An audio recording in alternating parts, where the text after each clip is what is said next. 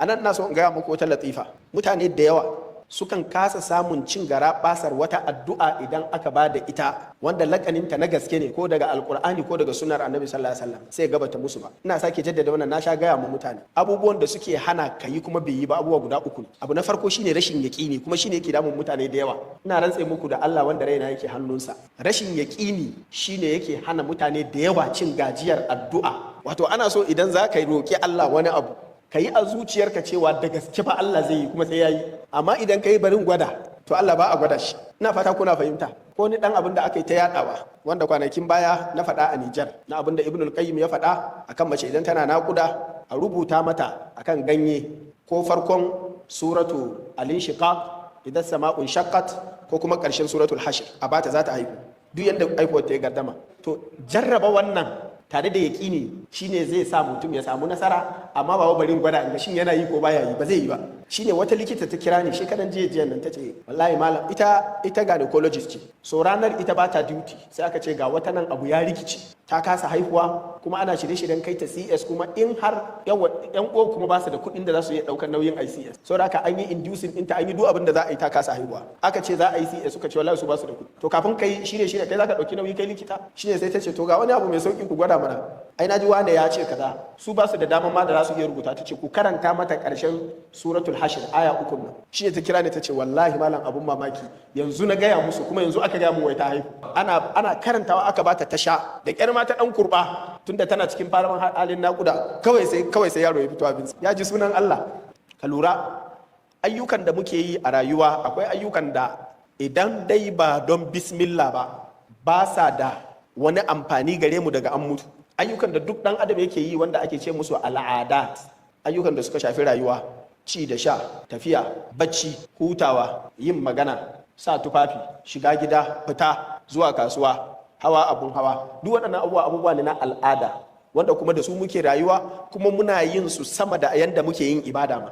Saboda awoyin da kake sallah da awoyin da kake duk shiga musulunci in ka tara su al'adat nan su suka cika rayuwarka, waɗancan ɗan kaɗan ne. To yaya za ka yi wannan time ɗin da kake ci a cikin 24 hours su yi maka amfani ya zama su ma sun shiga cikin scalinka na mizani idan ka je wajen Allah? Shine dukkan su ka fara su da sunan Allah. Na fata an fahimta. Kana yin wannan to zai sa tafiyarka idan da sunan Allah kake yi, maganarka idan da sunan Allah za ka yi, baccinka idan da sunan Allah, ballantana abubuwan da kai ne ma za ka amfana da su. Ba wai hutu ba ne, a'a bukatarka ce ta amfaninka, kai za ka ji daɗin kai kaɗanka. Su ma fara da sunan Allah sai ka ga Allah ya sa albarkar abun sai ya zama an sa maka shi a cikin sikelinka inda ake sa sallah da azumi da tasbihi da hailala. Amma idan ba haka ba to asarar za ta yi mana yawa ba. Albarkar sunan Allah ita za ta sa al'ada ta zama ibada. Bismillah tana da matsaloli da yawa da malamai suke tattaunawa a kanta, da yawa daga cikinsu mun faɗa a cikin tafsir ba sai na maimaita ba. Sannan kuma umarni da Allah maɗaukakin sarki ya fara a cikin alƙur'ani shine lokacin da aka fara saukar da alƙur'ani shine a yi karatu da bismillah. Iqra bismi rabbik. To ina da ina ne ya kamata mu nemi albarkar bismillah? Annabi sallallahu alaihi wasallama idan ka bibiye shi zaka ga kowane abu nasa akwai bismillah a ciki. To nayi kokarin ciro mana misalai daga cikin su guda 20 inda duk abin da Annabi sallallahu alaihi wasallama zai yi shi da bismillah yake farawa. Abu na farko shine karatun alqur'ani, wannan kan a fili yake saboda ikra bismi rabbikal ladhi khalaq da kuma hadisan da muka faɗa cewa idan zai karanta alqur'ani sai ya fara bismillah. Wuri na biyu shine a wajen rubutu, kamar yadda muka ji takardar Annabi Sulaimanu zuwa sarauniyar Saba ai rubuce a cikinta cewa innahu min Sulaiman wa innahu bismillahir rahmanir rahim. Don haka ne ya zama sunna ta annabawa kuma sunna ta manzan Allah sallallahu alaihi wasallama idan za a fara rubutu a samu albarkar content din da albarkar result din shine ayi bismillah. Shi yasa manzan Allah sallallahu alaihi wasallama ko da wasikar da zai rubuta wanda ba musulmi bane sai ya rubuta bismillah. Shi yasa wasikun da ya rinka rubutawa zuwa kasashe na kiran shugabanninsu zuwa musulunci duk da cewa ba musulmi bane, kamar wasiƙarsa zuwa Hirakul Azimin Rum da sauransu zaka ga ce bismillahir rahmanir rahim min Muhammadin rasulillah ila fulan, daga Muhammadu manzan Allah zuwa wani. To tunda ya fara da bismillah ya nuna cewa idan kai ma zaka rubuta to ko da wanda zaka rubuta wa ba musulmi bane ka sa bismillah, saboda kai kake neman albarkar. Shi kuma albarkar tana iya shafarsa ta inda Allah ya ga dama, idan ma ba za ta shafe shi ba wannan aikin Allah ne, kai dai naka kai ka nemi albarkar. Wannan shi yasa kaji hadisin da muka faɗa na Abu Sa'id ya karanta alqur'ani yayi ruqiya da ita ga wanda ba musulmi ba. wanda shi yasa malamai suka ce idan aka kawo wanda ba musulmi ba kuma yana da ciwo kaga zaka masa magani, ya halatta ka karanta masa Qur'ani, ya halatta a yi masa ruqiya kamar yadda wannan ya karanta alqur'ani wanda ba musulmi ba, saboda kai bukatar ka ita ce amfanin ya same shi ko da ba musulmi bane kuma wannan amfanin yana iya samun sa. To amma inda matsalar take ita ce kar ka je ka ɗebo ta ka ce ni na faɗa, ka zo zana waye sai ka sa bismillah, ko ka zo rubuta jarabawarka a jami'a kawai sai ka danna bismillah. Wannan in ka je ka samu matsala da examinan ka, wannan ba ni na gaya maka ba. Sai ya zama da hikima ka san a ina ne inda zaka rubuta kuma kai kake da sulta, da kuma inda zaka rubuta wanda kai ma kana nema ne a baka. To in ka san da cewa zai ja maka matsala, to bismillah ba za ta jawo rigima ba, ballanta na ta jawo wani matsala. Ita bismillah albarka take jawowa. Duk wanda ya san in yayi bismillah a wani wuri, bismillah za ta ja masa matsala, to ba a saukar da bismillah don ta kawo matsala wani ba. Ina fata an fahimta, saboda wani yana iya yaudarar kansa. An ce wai wani ala gafarta malam, wai da aka zo yin jarabawa ya kasa tuna komi kawai sai ya bismillah sai ya tura paper. Shine wai da aka je shi examiner da ya zo ya gani sai ya sa question mark guda biyu, shi bai gane wannan ba. Da aka wa moderator ya ga haka guda biyu sai ya dauka 77, kaga ya zama 77, kaga ya ci A kenan. Sai aka yi recording akan A saboda albarkar bismillah. Ni ba zan faɗi wannan ba yawa, don ko a paper ta ne na yi tambaya ka turo mun bismillah zalla, za mu gamu da kai.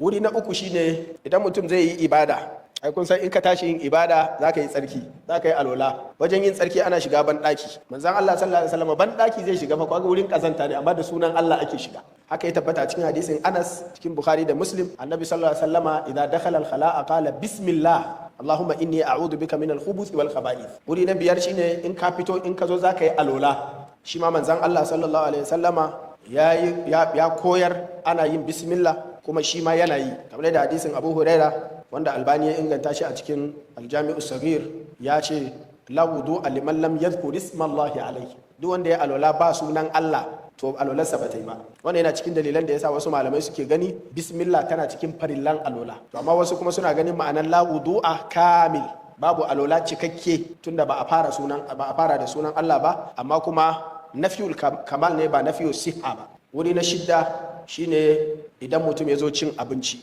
Manzon Allah sallallahu alaihi wasallama ya faɗa wa Umar ibnu Abi Salama, yace sammillah wa kul bi yaminika wa kul mimma yalik. Ya kai yaro, in ka zo cin abinci ka ce bismillah, kuma ka ci gabanka, kuma ka ci da hannun damanka. Wannan ma yana cikin Bukhari da Muslim. Sannan manzon Allah sallallahu alaihi wasallama ya ce, shi ma ingantaccen hadisi na Aisha, idan ka zo cin abinci ka ce bismillahi kafin loman farko. Yace idan ka manta sai ka ce bismillahi fi awwalihi wa akhirihi. Idan baka yi a loman farko ba, don ka je na gaba sawa'un na 2 ko na 19 sai ka ce bismillahi fi awwalihi wa akhirihi. Wuri na 7 shine in ka gama ka zo zaka shiga masallaci. Manzon Allah sallallahu alaihi wasallama ya faɗa a hadisin Abu Humaid wanda yake cikin sahihu Muslim, ya ce idan annabi sallallahu alaihi wasallama ya zo shiga masallaci yakan ce bismillah wassalatu wassalamu ala rasulillah Allahumma ighfirli dhunubi waftah li abwaab rahmatik. Wuri na 8 shine idan ka zo fita daga masallacin, shi ma manzon Allah sallallahu alaihi wasallama yakan ce bismillah wassalatu wassalamu ala rasulillah Allahumma inni as'aluka min fadlik. Wuri na 9 shine idan mutum ya zo shiga gida. Hadisin Abu Malik al-Ash'ari, manzon Allah sallallahu alaihi wasallama yakan ce bismillahi walajna wa bismillahi kharajna wa ala Allahi rabbina tawakkalna. Sannan idan an zo fita daga gida, shi ma da sunan Allah. Wannan shine wuri na 10. Hadisin Anas dan Malik wanda yake cikin sunan, manzon Allah sallallahu alaihi wasallama idan ya zo fita daga gida yakan ce bismillah tawakkaltu ala Allah wala hawla wala quwwata illa billah. Wuri na 11 shine idan mutum zai sa tufafi ko zai cire tufafi. Hadisin Anas dan Malik, manzon Allah sallallahu alaihi wasallama yakan ce bismillah alladhi la ilaha illa huwa.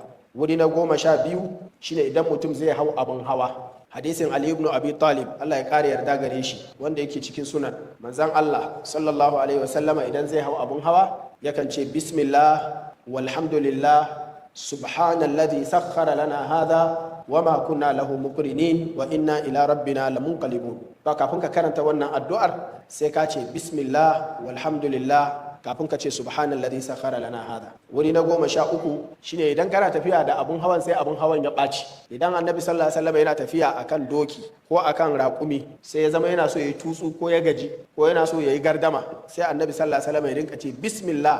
An fahimta? Ya rinka ce bismillah kamar yadda Allah ya koya wa annabi Nuhu ya rinka cewa bismillahi majriha wa mursaha. Kaga a wajen tafiya ne da kwana da kuma in ana so ta ƙara gudu. To kai ma in kana tafiya da abun hawa sai ka ji abun yana dan maka haka ka kira sunan Allah. Anan ina so in gaya muku wata latifa. Mutane da yawa sukan kasa samun cin gara basar wata addu'a idan aka ba da ita wanda lakaninta na gaske ne ko daga alkur'ani ko daga sunnar annabi sallallahu alaihi wasallam sai gabata musu ba. Ina sake jaddada wannan, na sha gaya mu mutane abubuwan da suke hana kayi kuma bai yi ba abubuwa guda uku ne. Abu na farko shine rashin yaqini, kuma shine yake damun mutane da yawa. Ina rantse muku da Allah wanda raina yake hannunsa, rashin yaqini shine yake hana mutane da yawa cin gajiyar addu'a. Wato ana so idan za ka roki Allah wani abu ka yi a zuciyarka cewa da gaske fa Allah zai yi kuma sai ya yi. Amma idan ka yi barin gwada, to Allah ba a gwada shi. Ina fata kuna fahimta. Ko ni dan abin da aka yi ta yadawa wanda kwanakin baya na faɗa a Nijar, na abin da Ibnul Qayyim ya faɗa akan mace idan tana naƙuda a rubuta mata akan ganye ko farkon suratu al-inshiqaq idan sama'un shaqqat ko kuma ƙarshen suratul hashr a bata za ta haihu. Duk yadda aihuwar ta ya gardama. To jarraba wannan tare da yaƙini shine zai sa mutum ya samu nasara, amma ba barin gwada ga shin yana yi ko baya yi, ba zai yi ba. Shine wata likita ta kira ni shekaran jiya nan ta ce wallahi malam ita gynecologist ce, so ranar ita ba ta duty sai aka ce ga wata nan abu ya rikici, ta kasa haihuwa kuma ana shirye-shiryen kai ta CS, kuma in har yan uwa kuma ba su da kuɗin da za su iya ɗaukar nauyin ICS, so da aka an yi inducing ɗinta, an yi duk abin da za a yi, ta kasa haihuwa. Aka ce za a yi CS suka ce wallahi su ba su da kuɗi. To kafin kai shirye kai za ka ɗauki nauyi kai likita, shine sai ta ce to ga wani abu mai sauki ku gwada mana.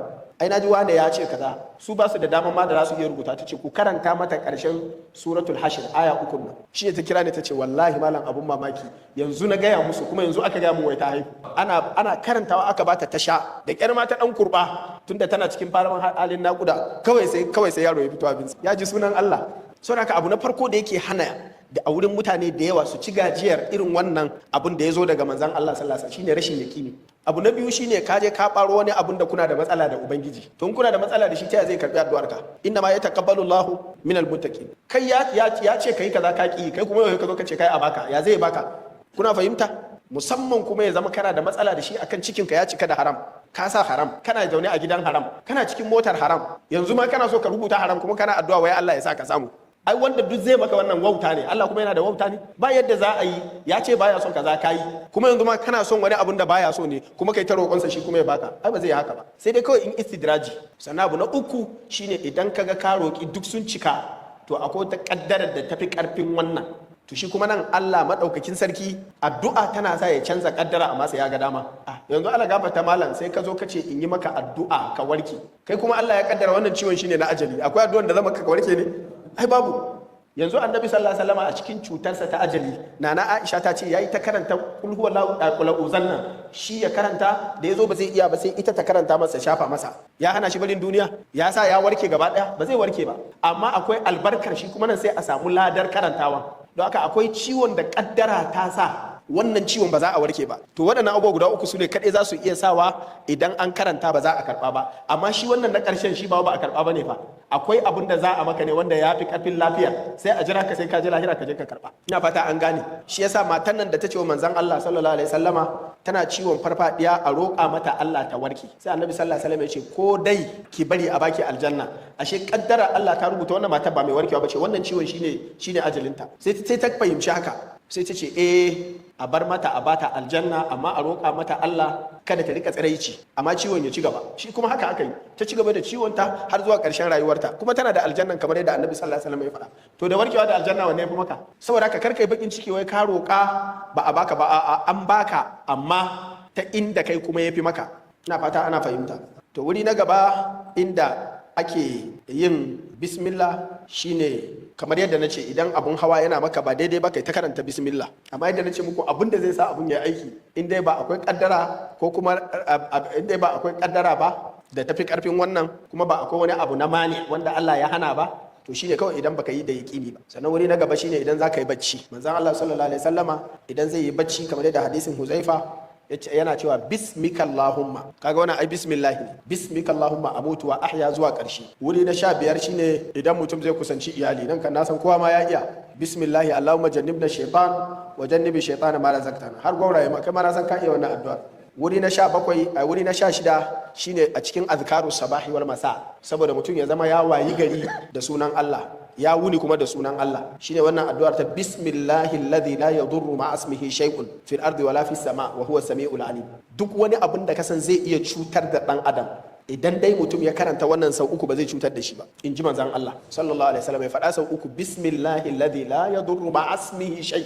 Ina farawa da sunan Allah, ko ina jingina al'amari na ga sunan Allah, ko ina ba da lamunin rayuwata da gangan jikina ga sunan Allah, wanda in dai akwai sunan Allah ba abin da ya isa cutar, kuma Allah shine mai ji kuma shine masani, ya ji abin da nace kuma ya san bukatuna. To wannan in ka faɗa sau uku ba abin da zai cutar da kai a wunin.